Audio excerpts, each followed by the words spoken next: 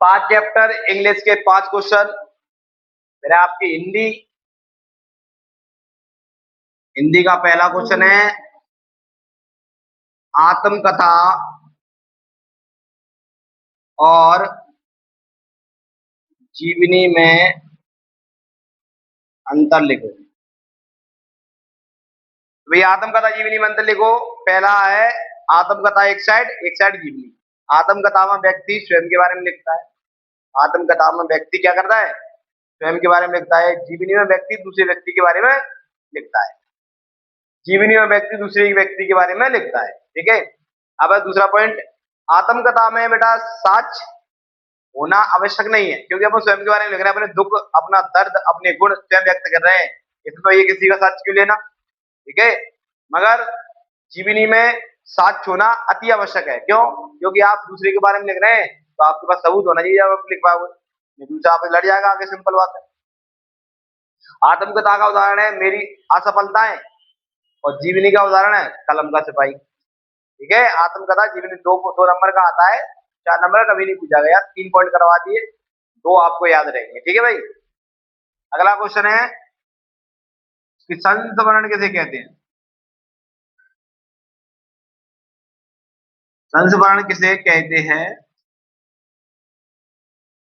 इसी क्या करें, विशेषता लिखें। विशेषताएं।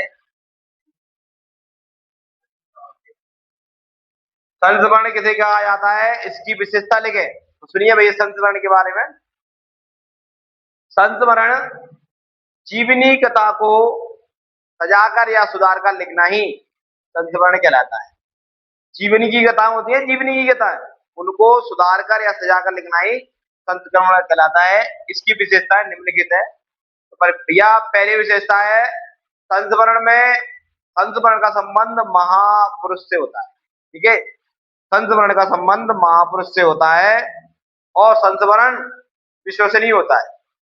संस्मरण होता है विश्वसनीय होता है, उसमें आप विश्वास कर सकते हो। ठीक है। ये इसकी 2 विशेषता है। अगला क्वेश्चन क्या था भाई?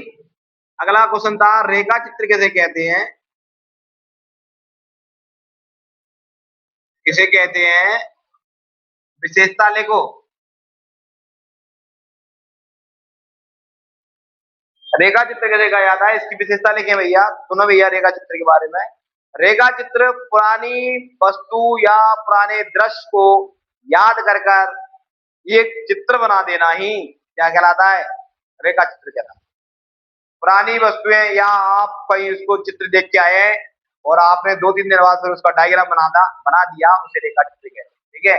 आपने देखा होगा भैया स्केच लोग बनाते हैं, स्केच बनवाते हैं, वही रेखा चित्र कहलाता है। जिसे कहते हैं रेखा चित्र, पुरानी वस्तुएं या पुराने दृश्य को याद कर कर उनका चित्र बना देना ही रेखा चित्र कहलाता है। ठीक है भाई। इसकी विशेषताएं निम्नलिखित है। पहली विशेषता, इसमें बेटा वस्तु और दृश्य का वर्णन किया जाता है। पहली विशेषता क्या है कि इसमें वस्तु और दृश्य का वर्णन किया जाता है। और भाई दूसरा पॉइंट क्या है? दूसरा पॉइंट है बेटा कि इसमें वस्तु और रेखा चित्र का वर्णन किया जाता है। और दूसरा पॉइंट इसमें है कि इसमें बेटा इसमें आदास शब्दावली का प्रयोग किया जाता है। जो अपनी आदास रहती है ना यहाँ पे, उन शब्दों का ही प्रयोग किया जाता है। क्यों? क्योंकि जो आप किसी वस्तु और किसी दृश्य को देख के आए हैं तो माइंड में ही तो फिट रहता है अपना, तो उसको आप इसके चित्र के द्वारा प्रदान करना ही। ठीक है। अब आता है अगला क्वेश्चन की, ये अच्छा क्वेश्चन है भाई, 4वां क्वेश्चन। रेखा चित्र और संस्मरण में अंतर लिखो।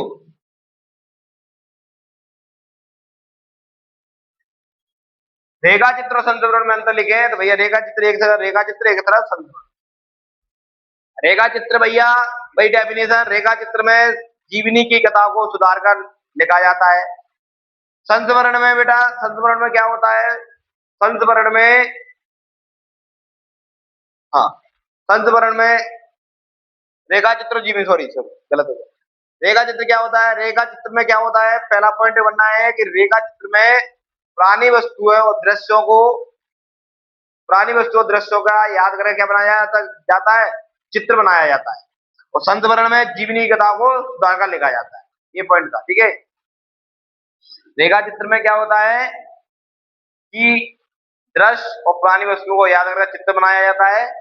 संत वर्ण में होता है कि भाई जीवनी कथा को सुधार कर लिखा जाता है। चलोगे, अब इसका लास्ट पॉइंट, दूसरा पॉइंट क्या है? दूसरा पॉइंट है बेटा कि क्या कहते हैं, संत वर्ण में रेखा चित्र में लेखक तटस्थ रहता है और संत वर्ण में लेखक तटस्थ नहीं रहता। तटस्थ का मतलब है कि भाई कोई लेखक का कोई अता पता नहीं है, लिख दिया तो लिख दिया, नहीं लिखा तो नहीं लिखा, ठीक है। तो इसमें मौजूद रहता है, इसमें मौजूद नहीं रहता है, इसमें प्रेजेंट रहता है, ठीक है। 2 पॉइंट याद कर लेना, बहुत है, दो ही करना है।